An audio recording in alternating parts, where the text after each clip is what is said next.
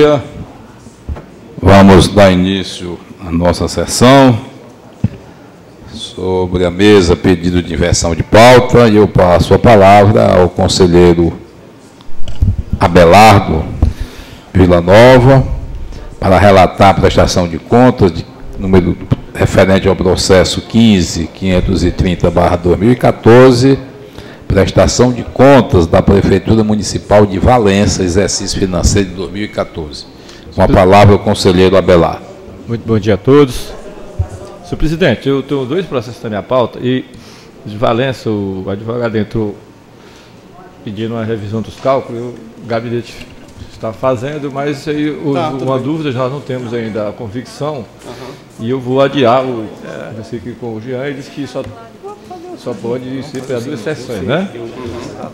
E o outro processo, Paz Landim, que eu vou adiar também por 2 sessões, ele só pediu do advogado, tendo em vista a nova habilitação dos autos do processo. Eram os 2 processos que tinha. Isso aí. Seguindo aqui a pauta, passemos ao conselheiro Luciano Nunes para relatar o processo 6203/2015, prestação de contas da Prefeitura Municipal de Agricolândia.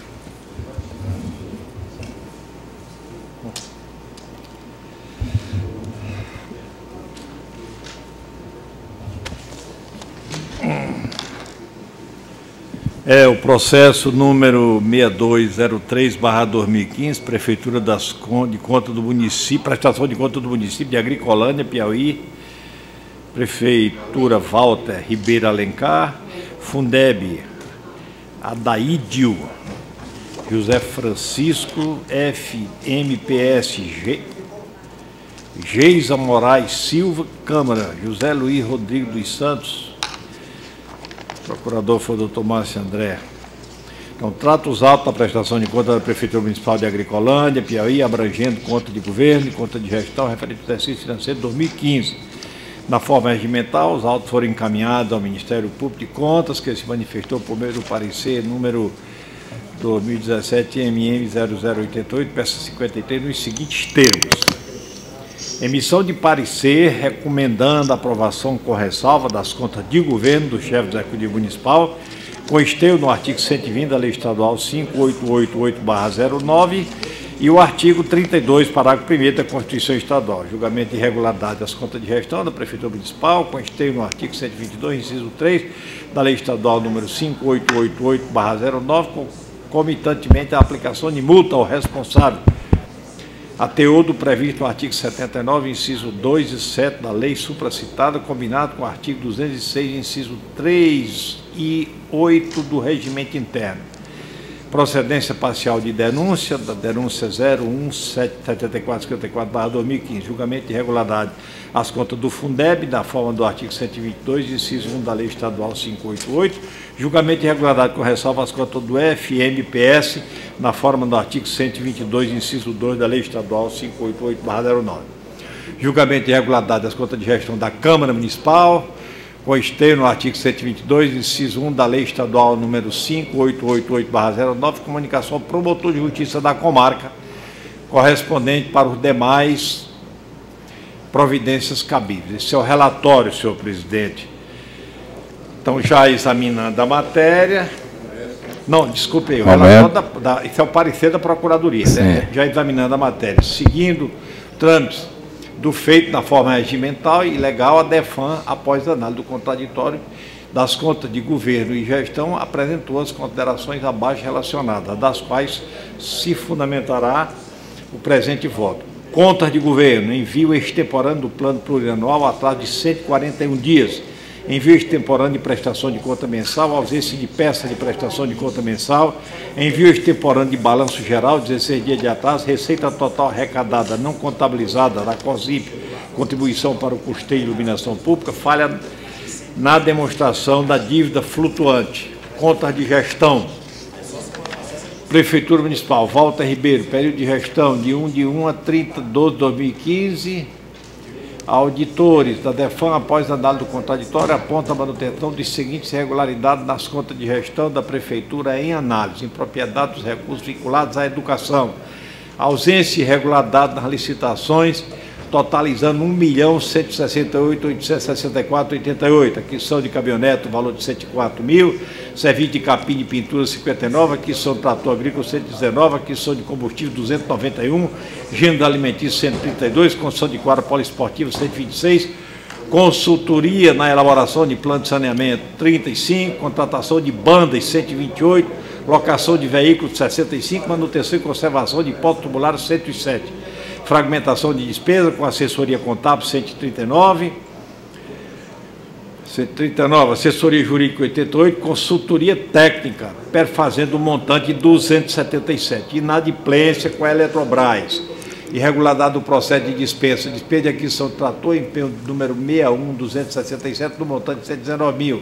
Denúncia, não disponibilização do edital do pregão do sítio do TCE, acrescentando ainda que supostamente a administração teria informado apenas os preferidos do prefeito, teriam acesso ao certame, representação do TCE, representação do Ministério Público, bloqueio de conta bancária, não prestação de conta mensal de 2015, alusiva a sagres contábil e documentação web.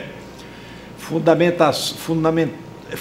Fundo de Manutenção e Desenvolvimento do Ensino, gestor Adaildo José Francisco, período de gestão de 1 a 31 de 12 de 2015, não foram detectadas irregularidades do período. Fundo Municipal de Previdência Social, gestor Geise, propriedade das despesas, valor líquido da aposentadoria de 2015, 549, aumentou 112%.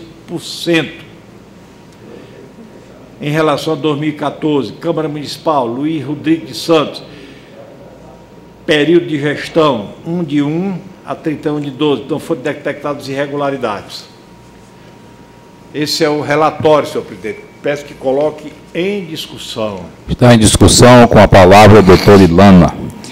Excelentíssimo senhor presidente, doutor representante do Ministério Público, senhores conselheiros, senhores servidores e demais presentes. Bom dia. Como já relatado, trata-se da prestação de contas do município de Agricolândia relativo ao exercício financeiro de 2015.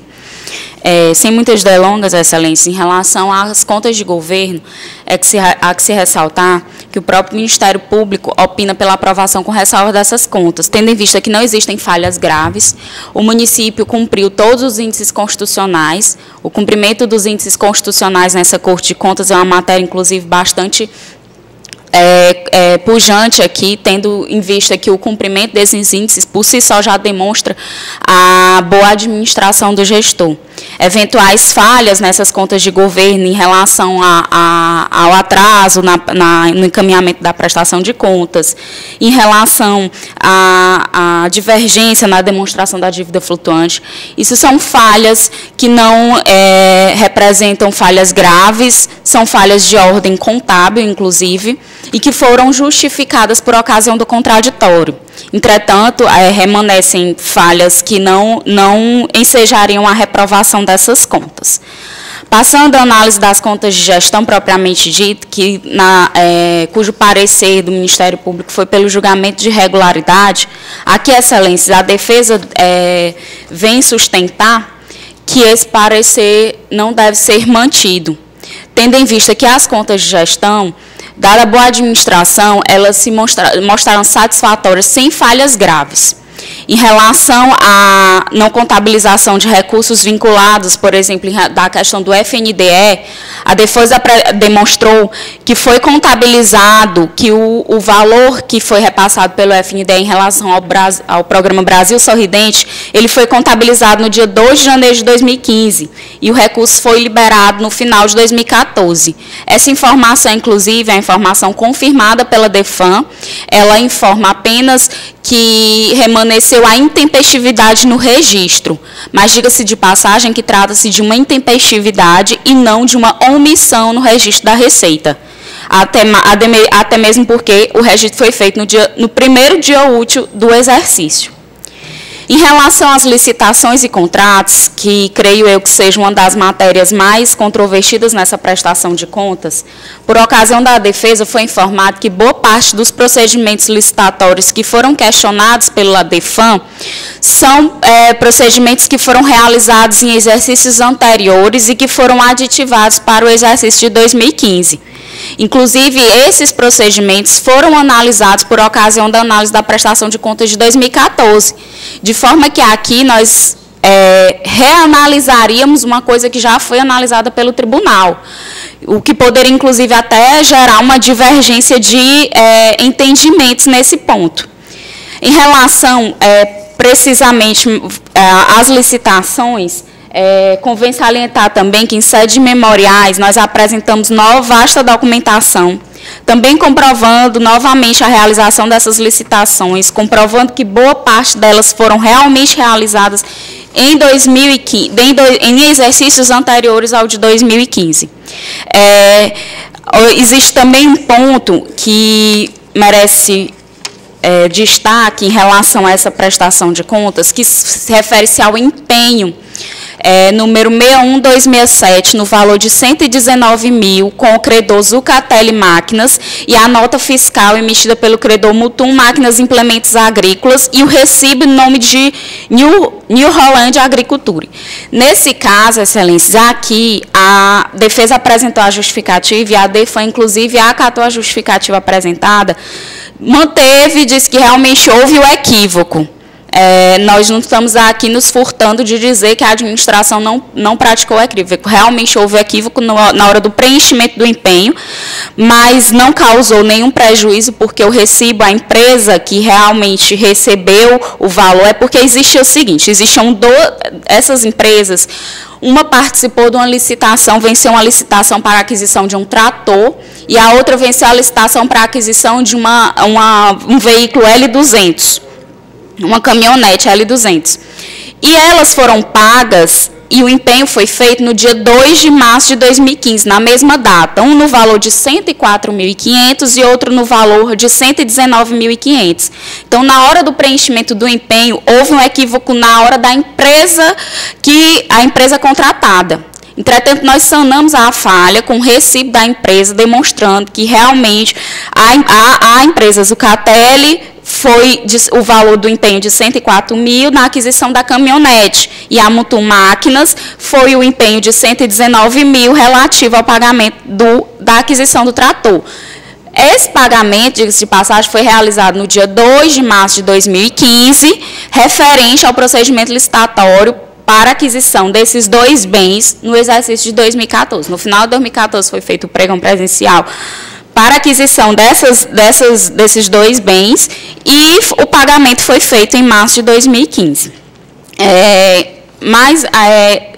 Tem outro ponto aqui que foi observado no relatório da DEFAM, que na época do contraditório, inclusive, a DEFAM apontou que não houve justificativa manifestação por parte do gestor, mas é porque, na verdade, na época não foi encontrado o documento referente a isso. Mas ele diz o seguinte: despesa com serviços de capina e pintura de meio fio, empenho 12.40.42, no valor de 14.828, apresenta nota fiscal e empenho em nome do credor JF Alves Limitada, e o recibo de pagamento é em nome de Caio Lima Construções. Aqui, excelência, se for observado o recibo e a nota fiscal e o empenho, o CNPJ é o mesmo. O que houve nessa época foi que a empresa estava mudando a razão social junto aos órgãos da Receita Federal, e por isso houve essa mudança no nome. Mas o fato é que o CNPJ, se for observado, é o mesmo, o pagamento foi regular nesse ponto. Em relação ao restante dos procedimentos licitatórios, é de se notar que em nenhum momento o gestor se absteve de realizá-los. Eventuais falhas formais no procedimento em si, como publicação, até porque, assim, sempre havia publicação nos diários de grande circulação, mas talvez a finalização no sistema do Licita Web tenha tido algum problema. Mas são falhas formais, excelências, que não representam nenhum prejuízo e nem indícios de fraude a esses procedimentos. Desta feita, Excelência, diante da ausência de falhas graves a ensejar o julgamento de irregularidade, essa defesa vem requerer que seja visto com bons olhos e com razoabilidade o julgamento dessas contas, repisando que boa parte dos procedimentos foram realizados em exercícios anteriores e já foram analisados por essa Corte de Contas, inclusive os aspectos formais dos procedimentos, de forma que o que se requer, diante desses princípios da razoabilidade, o julgamento de irregularidade ao menos com ressalva das contas de gestão da Prefeitura de Agricolândia. É o que se requer. Continua em discussão. Conselheiro Luciano Nunes. Continua em discussão. Conselheiro Luciano Nunes. Eu estava ouvindo aí a advogada, senão ela fez uma defesa brilhante quando ela falou em razoabilidade. Eu até gosto desse termo razoabilidade, porque eu acho que todo julgamento a gente tem que ser razoável mesmo. Eu acho que a gente não pode ser muito literalista, entendeu? Como por dever de ofício são os procuradores, mas eu acho que a razoabilidade, ela é uma coisa que ela tem que ser analisada, levando em consideração também a cultura das pessoas e o nível de conhecimento das pessoas. Por exemplo, uma prestação de conta dessas aqui, se o prefeito fosse uma pessoa que não tivesse nenhuma cultura, fosse uma pessoa extremamente atrasada, fosse uma pessoa, digamos assim, pessoa que, por ser uma pessoa boa, uma pessoa querida no município, ela tivesse sido eleita, entendeu? E, consequentemente, de repente, ela pegou e saiu de uma bodega ou da administração de uma pequena propriedade, ou se fosse um funcionáriozinho público assim, desse assim da SUCAM, que anda de casa em casa, um agente de saúde, e que às vezes ele não tem, digamos assim, não tem intimidade com a gestão pública, ou não tem conhecimento de leis, aquela coisa toda, o meu olhar seria um pouco diferente. Mas aqui está se tratando de um advogado, de um homem que já é prefeito há algum tempo, entendeu? Que melhor do que ninguém deve ser um conhecedor profundo das leis, sabe que tem um modelo de gestão extremamente rigoroso que tem que ser cumprido, e mesmo assim, com tanta qualificação, você encontra, digamos assim, na conta de governo, por exemplo, um cara que sabe. Pra vocês terem uma ideia, o único Tribunal de Contas do Brasil que a prestação de contas ela é feita 60 dias após o término do mês é o Piauí. Todos os demais tribunais de contas, a prestação de contas é feita 30 dias após o mês subsequente. O mês encerrou, 30 dias depois o cara faz a prestação. Do Piauí houve uma emenda, inclusive, se eu não me engano, do deputado Ismamar, que passou para 60 dias. Ora, fica difícil você entender como é que um cara que sabe ler, escrever, dar recado, é formado, tem diploma, aquela coisa toda, e já é gestor há algum tempo, que essa pessoa desconheça tudo isso e negligencie tudo isso. É complicado você chegar e tratar pessoas de recursos diferentes, entendeu? Com a mesma maneira. Então, o que ocorreu aqui nessa prestação de contas, a gente vê o seguinte: é um gestor qualificado intelectualmente, tecnicamente, com experiência profissional, e de repente chega aqui, envia o extemporâneo de plano plurianual, 141 dias. Justifica? Justifica? O município desse tamanhozinho? Não justifica. Envia o extemporâneo de prestação de conta mensal. Justifica? O cara tem 60 dias, e mesmo 60 dias para o município, repito, desse tamanhozinho, o cara atrasar? Não justifica. A ausência de peça na prestação de conta mensal, lhe digo mais uma vez, contabilidade do município pequenininho, justifica? Também não justifica. envio extemporâneo de balanço geral. Foram 16 dias de atraso, mas justifica, ele tinha 90 dias para mandar o balanço. 90. Mas ele acha que 90 é pouco, ainda pega mais 16 dias. Justifica? Também não justifica. Receita total, não contabilizada da COSIP, contribuição para isso aqui eu não vou nem, porque é uma coisa que eu não tenho domínio total, não vou nem falar. Falha na demonstração da dívida flutuante, o que é mais. Bom, então você vê o seguinte, é um gestor qualificado, é um gestor que sabe das coisas, é um homem que sabe o que é lei, se formou, é advogado. Como é que um camarada, e tem uma instituição chamada Tribunal de Contas, que ela é voltada para analisar as contas, para analisar a prestação de contas. O cara chega assim e fica tirando aqui uma de pato, só perdoando pecado e pagando penitência, entendeu? O cara vai achar que vale a pena o erro, entendeu? Já que tem só a penitência ali, a penitência que seria uma coisa paga ali, de pouco tempo, aquela coisa toda, e ficaria por isso mesmo. Então, veja o seguinte, aí quando você vai para a conta de gestão, aí está aqui, propriedade de recursos vinculados à educação, aquisição de caminhonete, serviço de capina, aquisição de trator, aquisição, ausência de irregularidade ou licitações, ausência e irregularidade em licitações. O que mais esse tribunal faz é custo de licitação. Qual é a dificuldade que tem de se fazer uma licitação? A não ser quando você quer que aquela licitação seja dirigida para uma determinada pessoa. Resultado, você pega aqui, tem mais de R$1 milhão, 1 milhão e tanto, entendeu, de ausência ou de irregularidade de licitação. Justifica que um prefeito, uma licitação desse montante, seja feita desse jeito? Justifica que uma pessoa que tenha cultura, que saiba fazer as coisas, entendeu, tenha esse tipo de comportamento? Não justifica. Então, veja o seguinte, tudo isso aqui, essa prestação de conta foi analisada pelo doutor Márcio, que eu considero assim, não desmerecendo os demais procuradores, entendeu? O doutor Márcio é uma pessoa extremamente ponderada. E ele, então, já explicitei o voto dele, mas eu acho que o voto dele foi extremamente coerente, mas eu ainda acho que o voto dele foi condescendente em relação às contas de governo, que ele recomendou a aprovação com ressalva.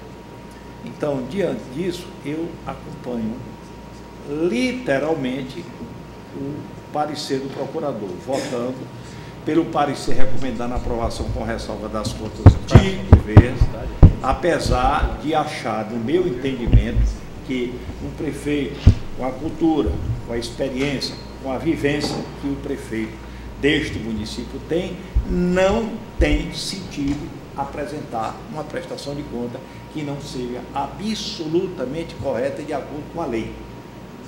Eu repito isso, ele tem vivência, experiência, cultura, conhecimento das leis, entendeu? Para, em vez de pegar e ser o mau exemplo da prestação de conta, ser o exemplar, a exemplar prestação de conta. Quanto às contas de gestão, eu sou pelo julgamento de irregularidade das contas da Prefeitura Municipal, com multa de 2.000 FR, pela procedência parcial da denúncia de número, cujo processo é 17454/2015, julgamento de regularidade das contas do Fundeb. Você vê aqui, na mesma prefeitura, existe um gestor que é subordinado a este prefeito, mas você vai na prestação de conta deste gestor e não tem nenhuma irregularidade. Você vê que quando a pessoa tem boa vontade, não tem problema. As coisas acontecem normais, entendeu? E bem feitas. Julgamento de irregularidade com ressalva às contas do FMS, também, já porque apresentou uma irregularidade, com multa de 500 UFR. Julgamento de irregularidade às contas da Câmara Municipal, sem multa também. E comunicação ao promotor de justiça da comarca, correspondente para as demais providências cabíveis. Esse é o meu voto. Conselheiro Abelardo. Voto com o relator. Eu voto com o relator, está aprovado o voto do relator. Conselheiro Luciano, a palavra continua com Vossa Excelência, dessa feita para relatar o processo 3110/2016, prestação de contas do Gabinete Militar do Estado do Piauí.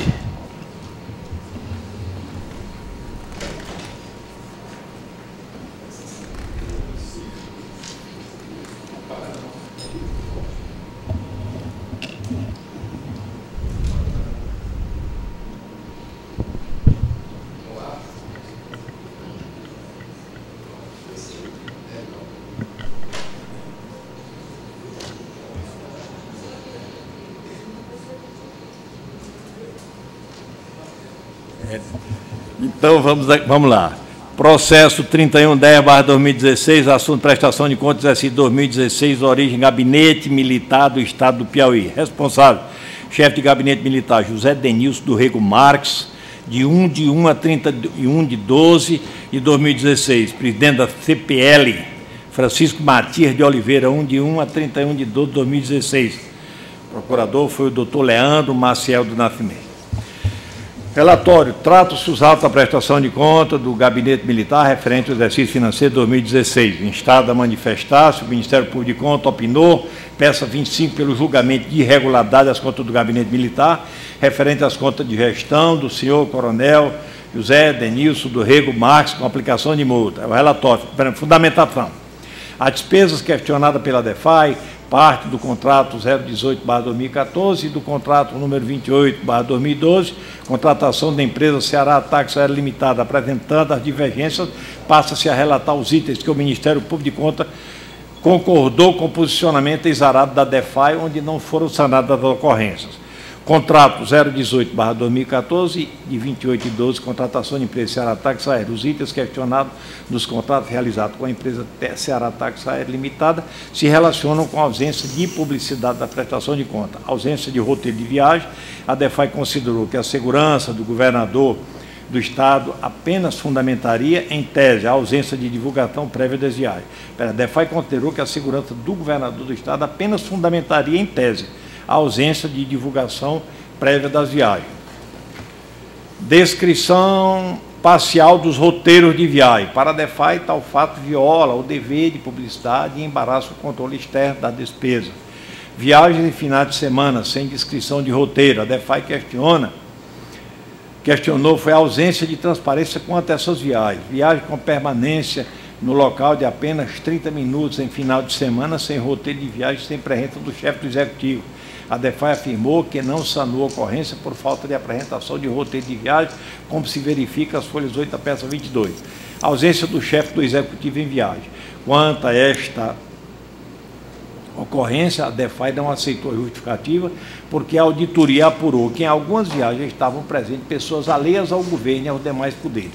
Segundo a DEFAI, qualquer demonstração de que os deslocamentos se deram para atender a interesse público.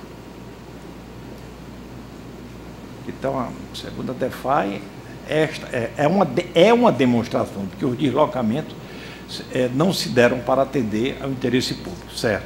Então, eu coloco o processo em discussão. Antes de conceder a palavra ao doutor Germano, eu gostaria de registrar a presença dos alunos do curso de Direito, no 5º período da FACID. Sejam bem-vindos. Doutor Germano, com a palavra. Bom dia, excelentíssimo senhor conselheiro presidente desta Câmara, nobre relator, conselheiro Abelardo, nobre representante do Ministério Público, serventuários, nobres colegas e demais presentes. Gostaria de iniciar, conselheiro Luciano, de informar que, pelo relato de Vossa Excelência, percebe-se que a prestação de contas do Gabinete Militar ela encontra-se devidamente transparente, com pouquíssimas falhas mencionadas no relatório da DEFAI.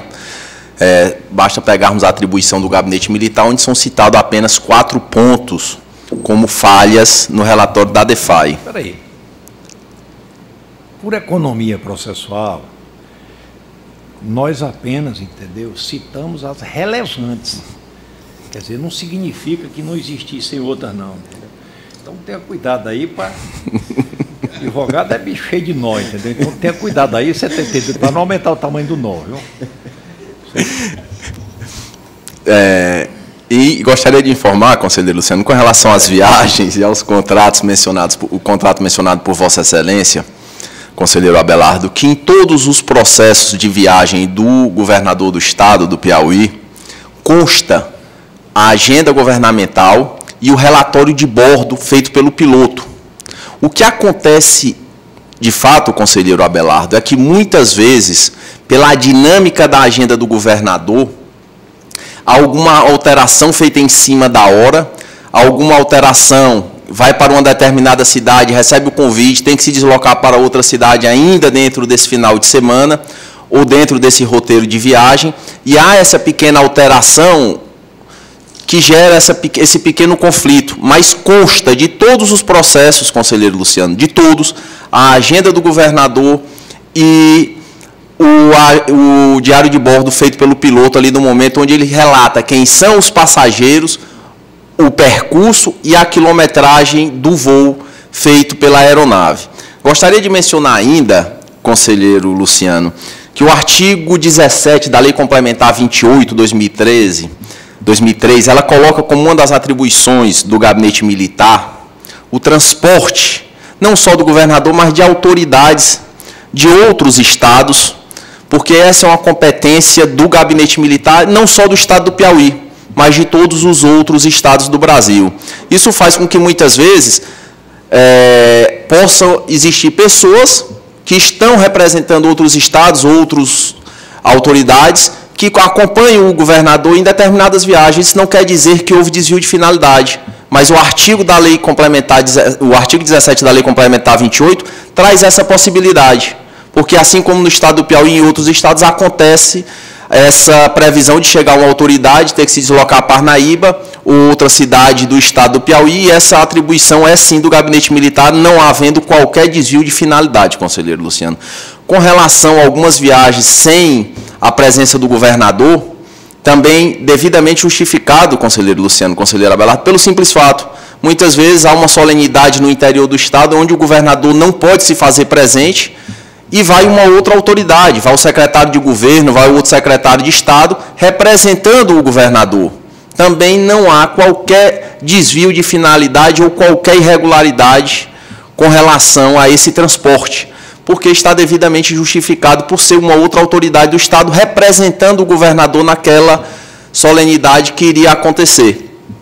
Então, senhores julgadores, resta bem claro, e o gabinete militar, deixar logo de antemão aqui registrado, conselheiro Luciano, que diante do relatório da DEFAI, que em momento nenhum pontua alguma falha de natureza grave, já está adotando, conselheiro Kleber, as providências necessárias para atender essas recomendações do Tribunal de Contas e aperfeiçoar o seu procedimento interno.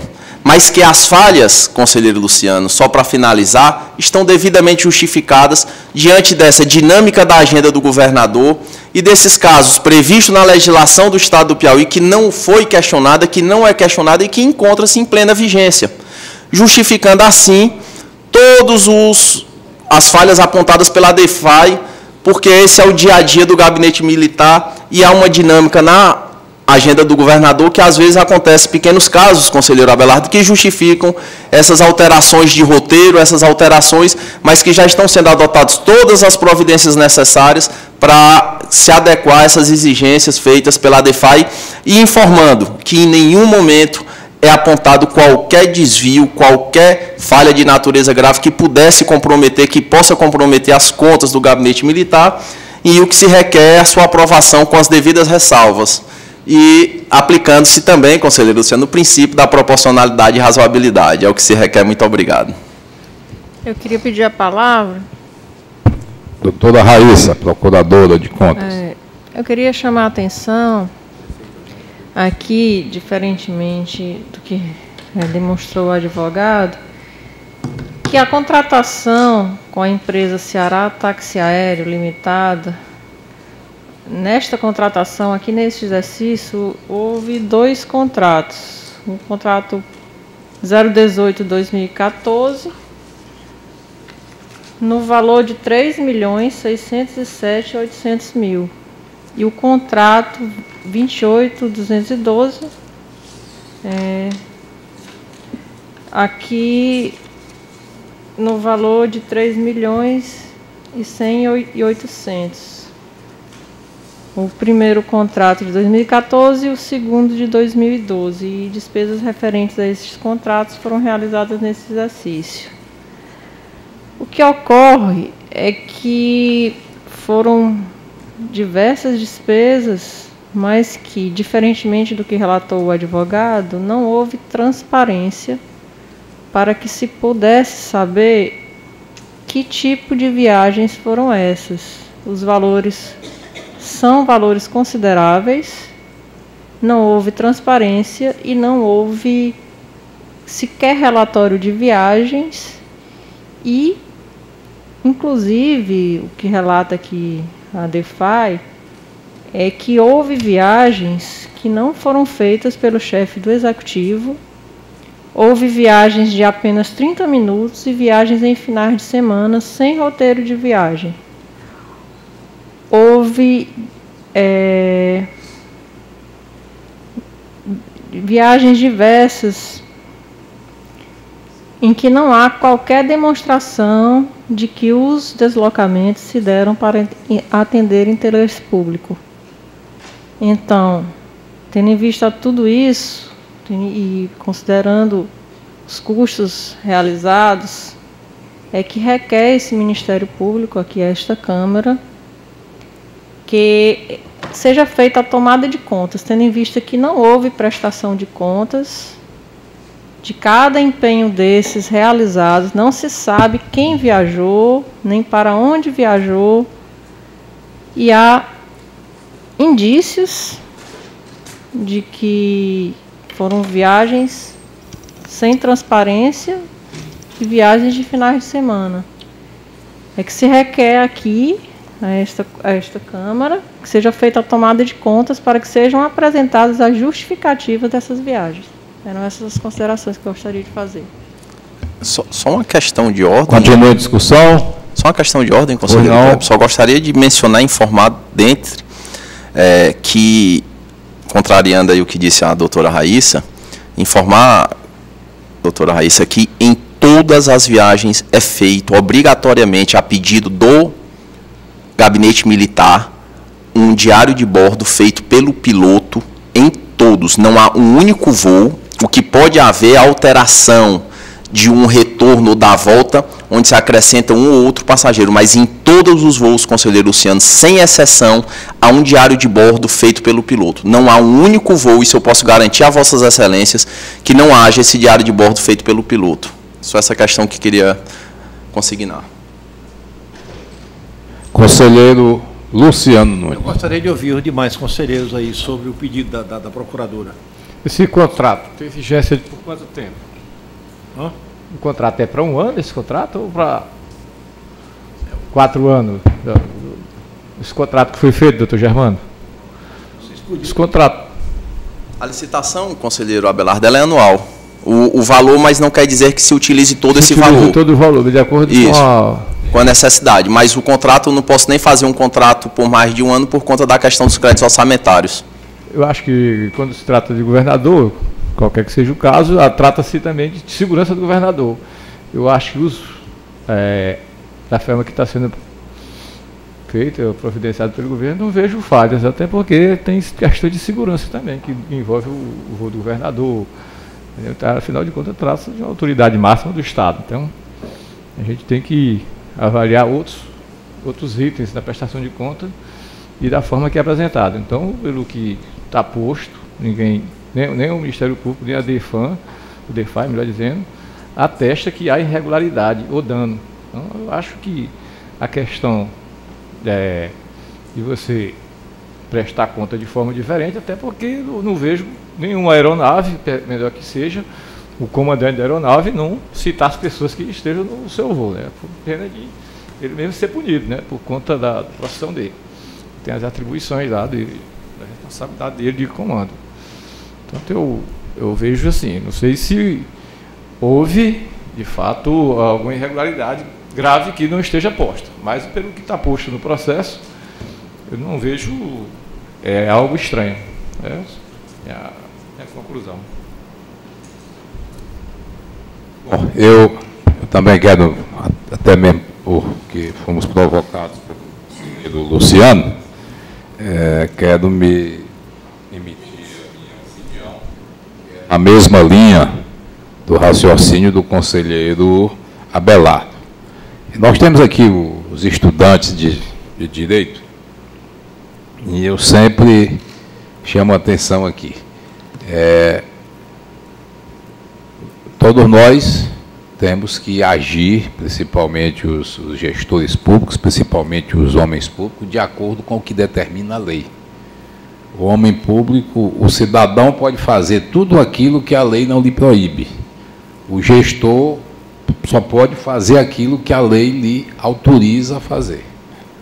Acontece que não é tão difícil a gente estudar aqui, ler a Constituição, os códigos, a lei de licitação, a lei de responsabilidade fiscal e dizer como é que a coisa deve ser feita. O difícil, muitas vezes, é a gente colocar em prática aquilo que está escrito lá na lei.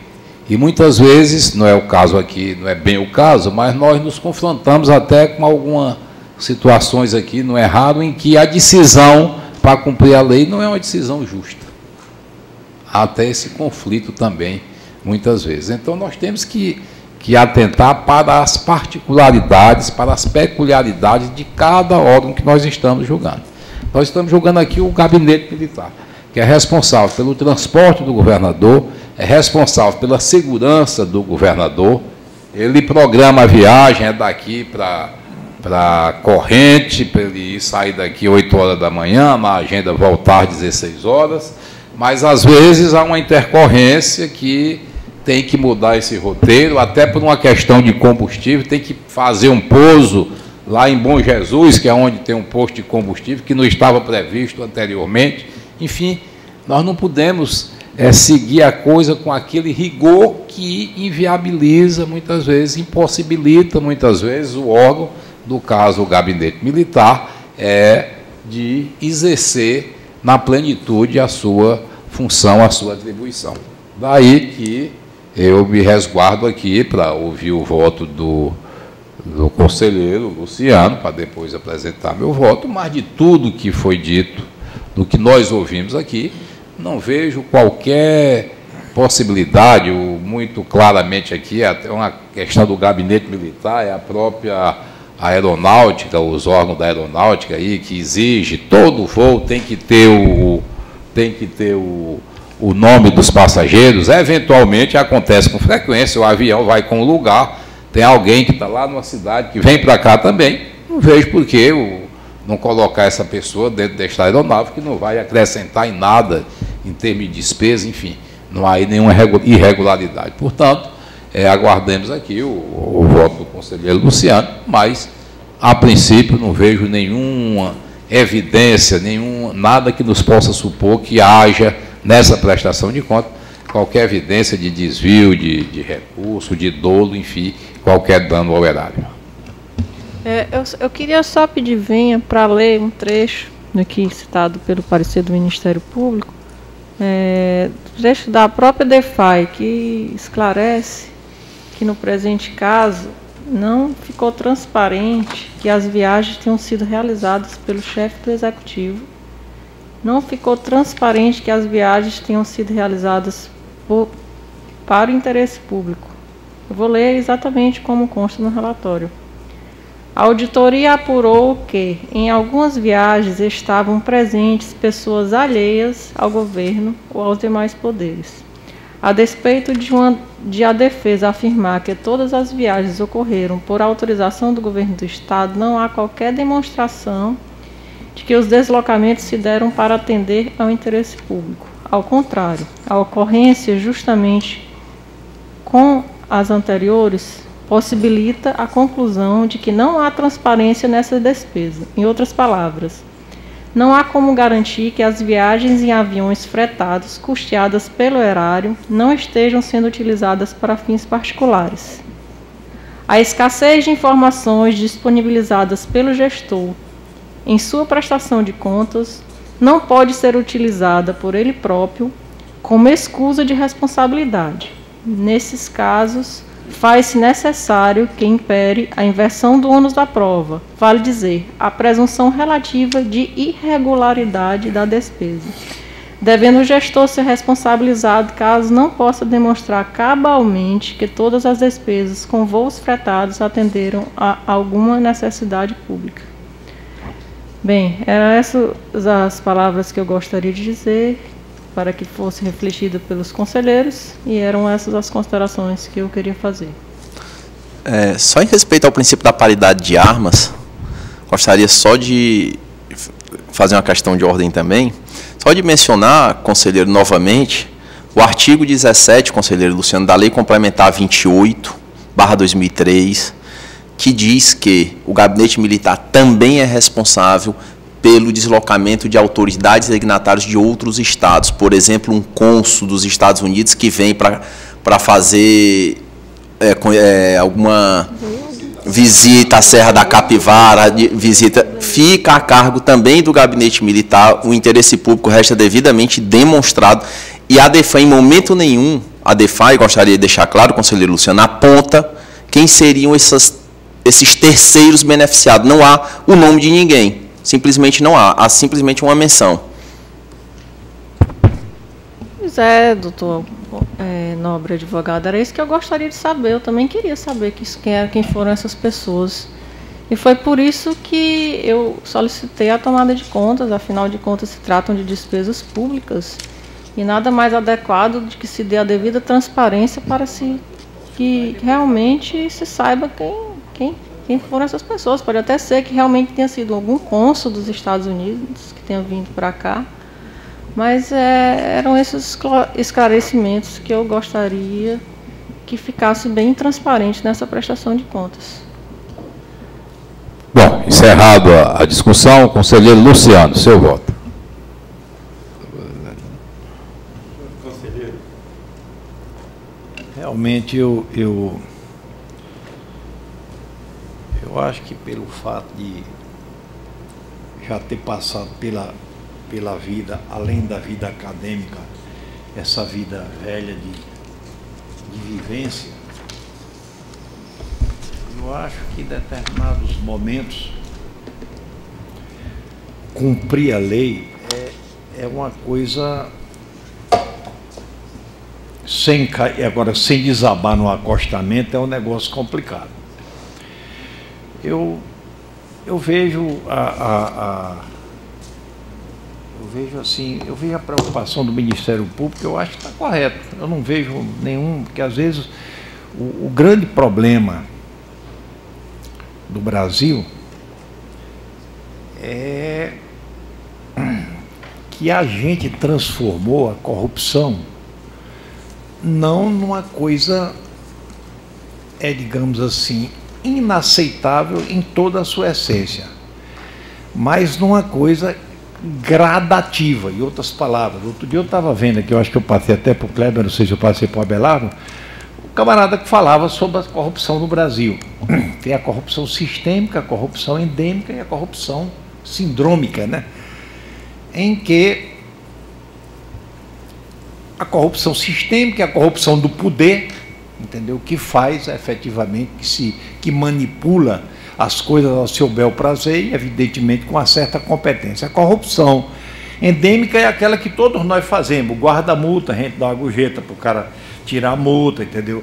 Às vezes o professor dá uma nota maior e esqueceu de corrigir uma questão, mas a gente não diz, professor, aqui o senhor errou. Se a nota foi maior para o aluno não reclama. Se a nota foi menor e o aluno está precisando passar, o aluno vai em cima do professor e cobra o ponto que o professor não deu na prova.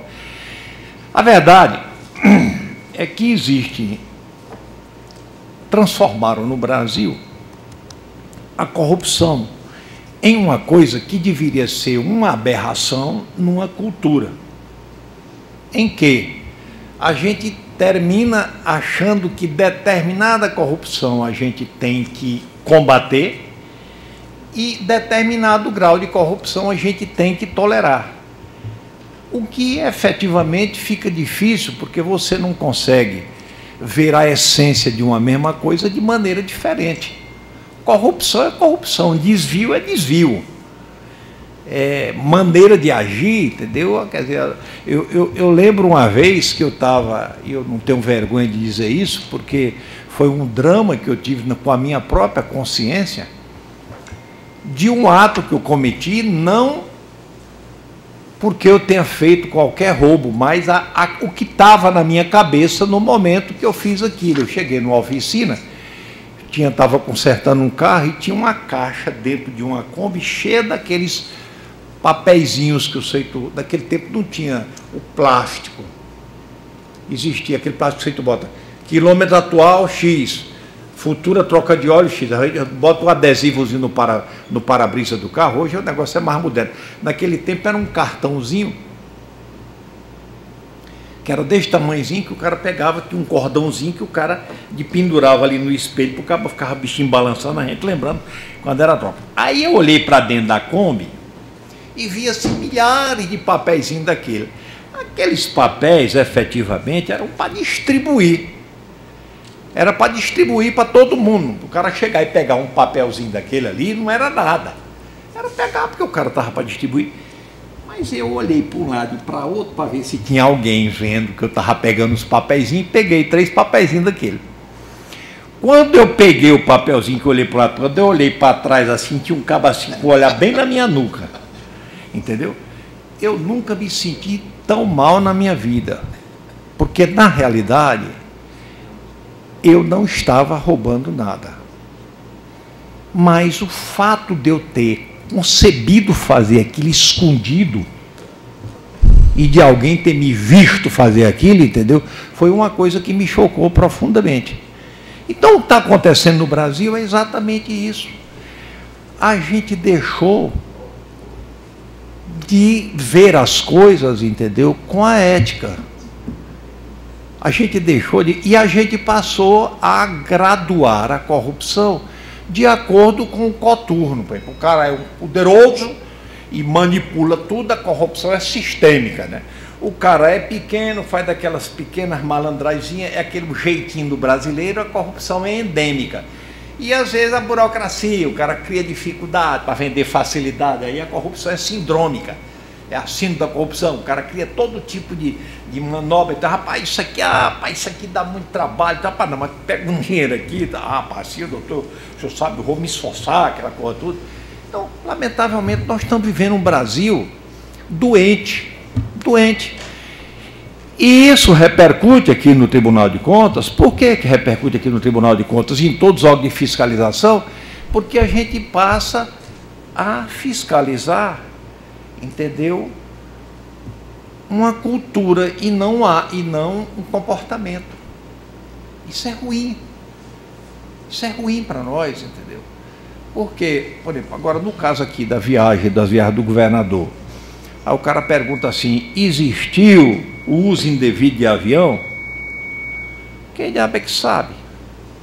Com certeza existiu. Aí o cara diz, não, mas isso aqui, essa pessoa, não sei o que, eu lembro muito do Adolfo Nunes uma vez, nós estávamos lá no tribunal, na Assembleia, e o Adolfo chegou assim para o Gesualdo e disse assim, presidente, eu estou precisando de um carro para transportar com lá um pessoal. Aí o Gesualdo virou e disse, olha, Adolfo, os carros da Assembleia não se prestam esse negócio de transporte de eleitor. Ele falou, não, presidente, não se preocupe, não tem nenhum eleitor, são todas lideranças políticas. Quer dizer, em outras palavras, o cara mudou a terminologia para justificar o que ele fez. Quer dizer, mudou, aí o Gesualdo terminou dando a gargalhada e terminou, em vez de considerar eleitor, considerou liderança, entendeu? E efetivamente, então, o que eu estou mostrando é que eu entendo perfeitamente a preocupação da procuradora com o pedido de como é que foi a tomada de contas, entendeu? Agora, eu acho que é uma coisa que, na realidade, não surtirá efeitos imediatos, entendeu? E não surtirá, porque se ela for atrás, entendeu, disso aí, com certeza o gabinete militar, o governo do Estado, ele vai apresentar todas as justificativas, que fulano viajou, ciclano tem um plano de voo, aquela coisa toda, e vai apresentar algumas coisas que o Ministério Público e o Tribunal de Contas vão achar que não estão certas. Com certeza isso vai acontecer. Só que vai acontecer uma coisa. Quando você tira a resultante de tudo isso aí, que vai sair dessa tomada de contas, você vai verificar que efetivamente as coisas vão continuar acontecendo do mesmo jeito, pela singularidade do tipo de serviço que é prestado. Então, com todo respeito à procuradora, eu não sou contra a intenção da tomada de conta. Agora, não vejo razão para, digamos assim, suspender esse julgamento exatamente para fazer uma tomada de conta em cima disso aí. Eu acho que é uma coisa que não modifica a essência. Acho que efetivamente pode ter alguma coisa obscura. Acredito, inclusive, que tenha. Porque quem é governo e quem vive o Brasil, nós vivemos no momento, entendeu, em que a gente vê a barganha, a tentativa de agradar, a transgressão da lei, as manobras de todo jeito. Bem, agora, nós estamos vendo uma votação na Assembleia interessante. Eu nunca tinha visto tanto antagonismo numa só coisa. No mesmo projeto de lei, acaba está pedindo aumento de imposto, anistia de imposto. Qual é a outra, cara? Aumento de imposto, anistia de imposto. Qual é a outra? Tem outro bicho aí, hein? Não. Parcelamento, não? Refis? Não, refis. Isso é anistia. Parcelamento e dispensa. Qual é o outro? Aumento do Gervano? Qual é o outro? Tem três coisas. Eu não conheço. Entendeu? Aí você olha assim, entendeu? E assim, você fica com o olho de aranha. Assim. Aranha porque tem que olhar a visão faceta. Você olha para um lado, olha para o outro, aranha olha para vários lugares do mesmo tempo. E você fica vendo como é que a administração pública está funcionando. Quer dizer, há uma necessidade da gente ver o setor público do Brasil sob o ponto de vista de nós não sobrevivermos como instituição e o Estado falir inteiramente, e nós termos um cuidado de fazer as coisas, entendeu, menos lesivas à sociedade. Bom, o coronel aí que está lá no gabinete militar, eu sei que militar é muito obediente, você está entendendo? Militar é um bicho obediente. Pronto, faça isso. O cara, pô, não, vai para a continência. Mas existe determinado momento que existe a famosa troca das cabeças. O cara ali manda fazer uma coisa, tira a cabeça dele do lugar e bota a sua. Aí é a hora que a pessoa tem que entender que nessa hora da troca das cabeças a gente tem que escolher a cabeça da gente. Então eu acho que efetivamente eu conheço a hierarquia, eu conheço o comportamento militar. Eu acho que, se efetivamente estiver existindo alguma coisa nesse sentido de uso abusivo de aeronaves, de viagens justificadas, o senhor está vendo que, efetivamente, quem está respondendo aqui é o chefe de gabinete militar, não é o governador. Não é o governador que está respondendo. Se essas coisas passam, entendeu, a ser repetitivas, efetivamente, entendeu, que elas têm que ser analisadas, né? Que tem que ser aprofundadas. Então, diante disso aí, eu já votando, eu voto pelo julgamento de regularidade com ressalva, com multa de 500 UFR. É o meu voto. Conselheiro Abelardo.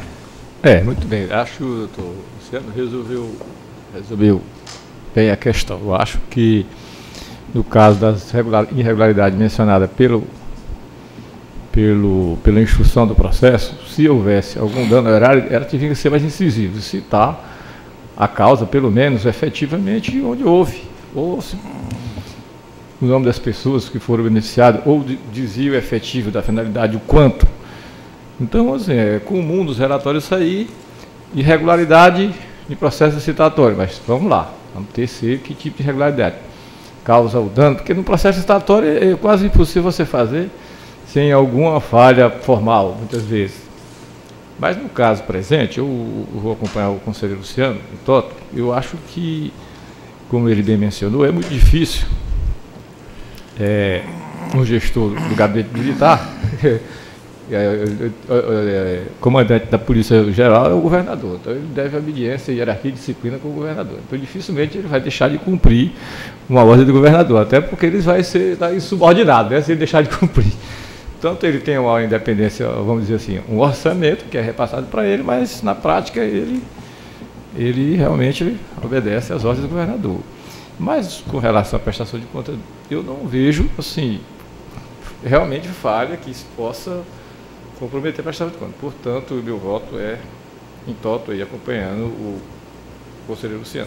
Não, eu queria só fazer um adendo aqui ao procurador pelo não acatamento do pedido de tomada de conta. Eu quero dizer o seguinte, eu apesar de não estar acatando, eu tenho todo o respeito e acho que efetivamente esse pedido de tomada de conta é um alerta, né?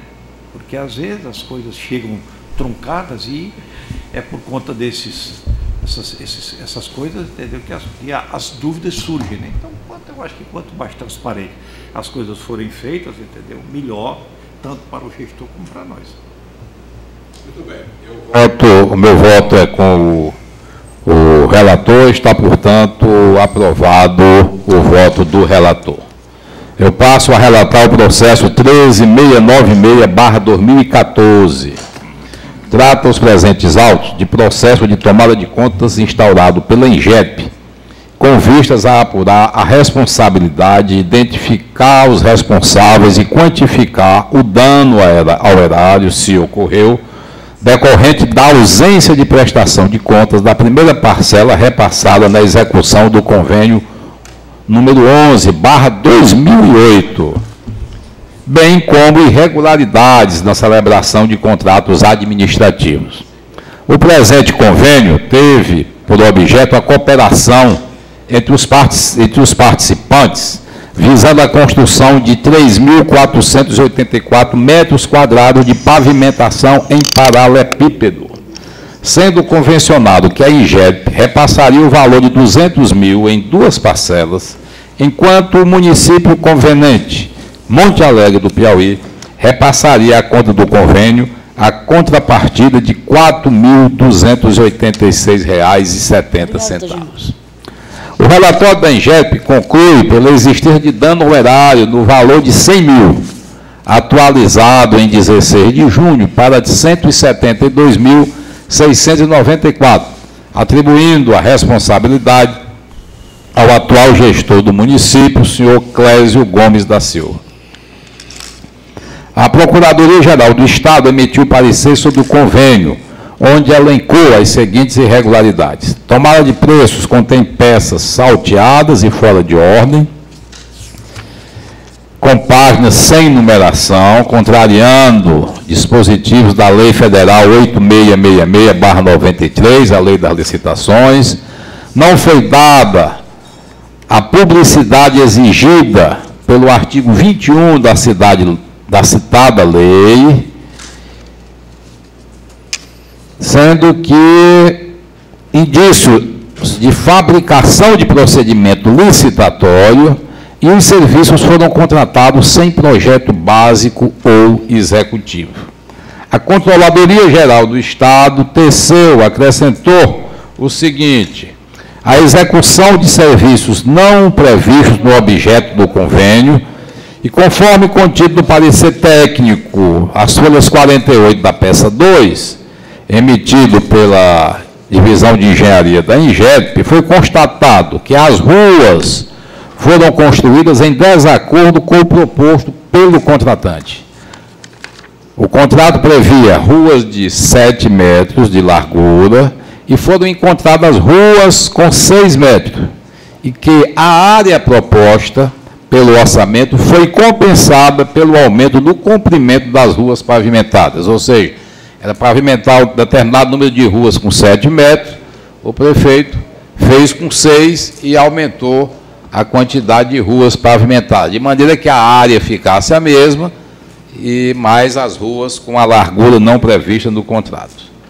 Os autos foram encaminhados à DEFAI, que, em sua análise, corroborou com o relatório da Comissão de Tomada de Contas, da presente tomada de contas da INGEP, concluindo que, em relação à valoração do dano, entretanto, tendo em vista que as diversas irregularidades na execução da despesa não permitiram a identificação do nexo causal entre o valor transferido e a obra realizada, entendeu que a responsabilidade deve ser solidária aos gestores da INGEP e do município, a senhora Lucile Moura e o senhor Clésio. Quanto às ocorrências atribuídas ao senhor Clésio, a defesa declarou que prestou contas integralmente da primeira parcela do convênio. Estas foram aprovadas conforme o memorando número 478/2014 da Assessoria Jurídica e de Convênios da INGEP. E faz referência também ao ofício 663 do Gabinete da Presidência da INGEP, subscrito pelo então diretor, informando à Procuradoria do Estado que a obra foi executada em sua totalidade, atesto de 100% executada, e ele pedia orientação quanto a um eventual aditivo e liberação da segunda parcela. A divisão técnica entendeu que a mera execução física do objeto, por si só, não comprova que os recursos foram aplicados corretamente. E diz que, desta forma, caberia ao gestor demonstrar de forma inequívoca que a obra executada foi efetivamente custeada com os recursos do convênio. O Ministério Público propôs o julgamento de irregularidades, a tomada de conta, sob responsabilidade da senhora Lucile de Souza Moura e do senhor Clésio Gomes da Silva, imputação de débito de R$ 172 mil e remessa de cópia dos autos ao Ministério Público Estadual. Quando da apreciação dessa tomada de contas, a defesa da senhora Lucile Moura apresentou documentos, ata de reunião do Conselho de Administração da INGEP, onde mostra que a senhora Lucile deixou a presidência do órgão no dia 22 de julho, no dia 28 de julho, sendo que a primeira parcela foi liberada no dia 22, portanto, 5 dias antes. Na defesa, ela dizia que não caberia a ela, que já havia deixado a presidência, fiscalizar a execução da presente obra. Esta tese foi acatada pela primeira Câmara, que determinou o retorno dos autos ao gabinete do relator, determinando a exclusão da senhora Lucile como corresponsável pela execução da presente obra e incluindo o senhor Raimundo Nonato Farias Trigo, que passara a ser o diretor-presidente da INGEP. O senhor Raimundo Nonato foi devidamente notificado para apresentar eventuais defesas, o que não fez, e o processo retornou a este tribunal. A DEFAI manteve o seu ponto de vista e ratificou as suas conclusões, e o Ministério Público propôs o julgamento de irregularidade às contas relativas ao senhor Raimundo Nonato Farias Trigo, irregularidade relativa ao senhor Clésio Gomes da Silva, com aplicação de multa a ambos, imputação de débito de R$ 172.694 solidariamente aos dois gestores e remessa dos autos ao Ministério Público Estadual. Esse é o relatório que eu submeto à discussão e passo a palavra à doutora Carla. Excelentíssimo senhor conselheiro presidente, excelentíssimos senhores conselheiros, nobre representante do Ministério Público, servidores dessa casa, colegas, futuros colegas aqui presentes. Como bem relatado, trata-se de um convênio firmado entre a INGEP e o município de Monte Alegre do Piauí, no exercício de 2008 para execução de uma obra de pavimentação em paralelepípedo. Bom, já está demonstrado nos autos que o município recebeu apenas a primeira parcela do convênio no valor de R$100 mil. Bom, o primeiro ponto que a DEFAI questiona se refere ao nexo causal entre o pagamento feito no valor de R$100 mil à construtora Fênix, vencedora da licitação, tomada de preço número 6 de 2008, e que, a nosso ver, também resta cabalmente comprovado nos autos, por meio dos documentos de despesa que lá se encontram, nota de empenho, nota fiscal, recibo, bem como o extrato bancário da conta do convênio, em que aparece o pagamento da compensação do cheque de R$100 mil que foi dado à construtora Fênix. É necessário deixar claro que esse nexo causal não há motivo para ser questionado, porque está cabalmente comprovado que a execução da obra foi totalmente paga com o recurso liberado à conta do convênio firmado com a Engerp. Essa obra ela foi devidamente aprovada, a prestação de contas da primeira parcela foi apresentada, foi aprovada, tanto que a segunda parcela foi liberada posteriormente. Condição sine qua non para a liberação da segunda parcela é a aprovação da prestação de contas da primeira parcela. Quanto ao processo licitatório, a tomada de preço número 6 de 2008, há realmente a presença de falhas de natureza formal, como bem acabou de colocar o conselheiro Abelardo. É praticamente impossível se fazer um processo licitatório em que não remaneça uma ou outra falha de caráter formal.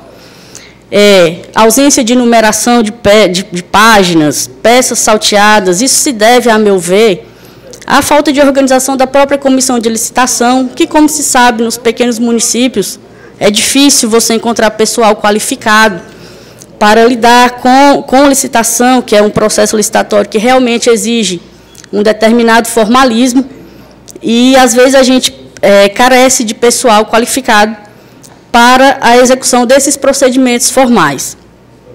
Quanto ao indício de fabricação de procedimento licitatório, nos causa bastante estranheza esse apontamento da DEFAI, uma vez que foi dada total publicidade à tomada de preço, franqueando a devida competição entre as empresas possivelmente interessadas. Não há que se falar em fabricação de procedimento licitatório, já que o processo foi completamente publicado em todos os órgãos competentes. O que ele fala aqui é apenas na ausência de publicação do extrato do contrato de prestação de serviço. Mas a licitação ocorreu, foi publicada, houve a competição e a construtora Fênix sagrou-se vencedora desse processo licitatório, motivo pelo qual foi contratada. Quanto às falhas na execução da obra, como bem colocou o conselheiro Kleber, houve uma compensação no que tange ao cumprimento das ruas, mas o resultado final é que a quantidade determinada foi feito o calçamento da quantidade determinada, modificando-se apenas o comprimento de uma rua de 7 para 6 metros, mas aumentou-se a quantidade de ruas calçadas. Então, não se vê nesse processo nenhum dano ao erário, nenhum desvio de finalidade. Está comprovado o nexo causal entre o pagamento e a execução da obra. O processo licitatório foi feito, remanescendo algumas falhas de natureza formal que não devem ter o condão de macular essa tomada de preço. E o que se requer é que sejam julgadas regulares as presentes contas, estando demonstrado o nexo causal e a execução da obra em 100% da parcela que foi recebida pelo gestor à época, motivo pelo qual não remanesce motivo para que essas contas sejam julgadas irregulares. Então, o que se requer é que as mesmas recebam o julgamento de irregularidade, ainda que com as devidas ressalvas. Continua em discussão. Senhores conselheiros, essa tomada de contas apresenta alguns aspectos que merecem se chamar a atenção. O primeiro deles, no relatório da DEFAI, peça 8, folha 3, está escrito: embora haja alegação de ausência de prestação de contas, esta ocorreu e consta dos autos no processo administrativo, número tal, no qual se insere o ofício de encaminhamento que, por iniciativa da INGEP, foi encaminhado à Procuradoria-Geral do Estado. Então, primeiro que o que motivou essa tomada de contas, que seria uma não prestação de contas, a prestação de contas aconteceu. Segundo, não deixa também de ser verdade que no processo licitatório e ao longo da execução da obra ocorreram várias falhas. Falhas no procedimento licitatório e no desvio de objeto, não de finalidade, se eu não estou confundindo. Era para fazer o calçamento com rua de 7 metros e foi feito de 6. Isso já existe, inclusive, jurisprudência do Tribunal de Contas, que diz, no voto do ministro Marcos Vilaça, que o TCU distingue o desvio de finalidade do desvio de objeto em convênios, considerando como falha formal a aplicação de recursos dentro da mesma finalidade do convênio e em prol do interesse público, embora fora do objeto descrito do convênio. Então, ou seja, você não pode utilizar recurso que foi para fazer um calçamento e construir uma praça, construir uma escola, como não pode pegar o dinheiro da escola e fazer um calçamento.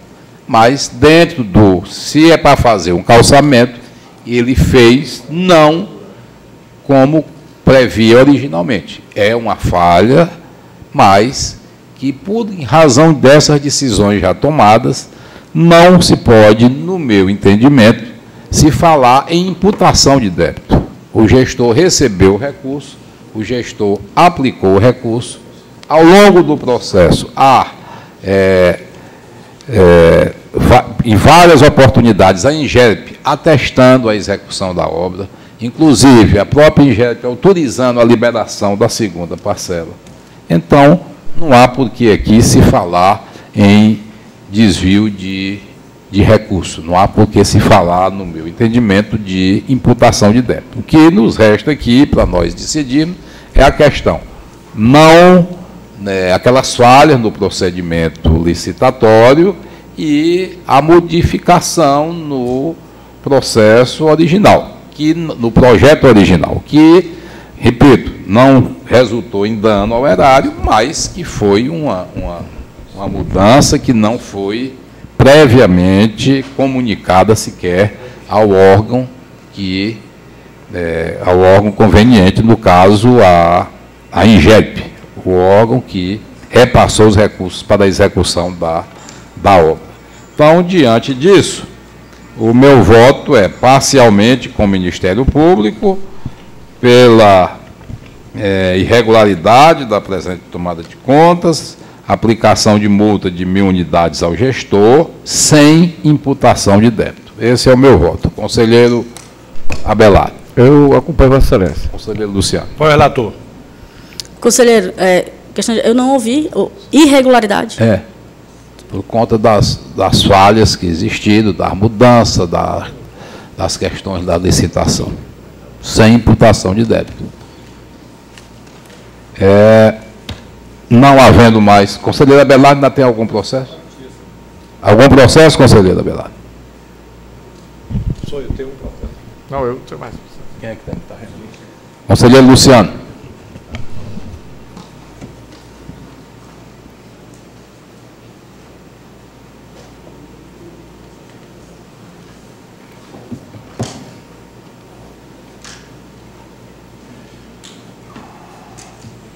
Processo número 3002/2016, prestação de contas do exercício 2016, Coordenação Regional de Saúde de Parnaíba.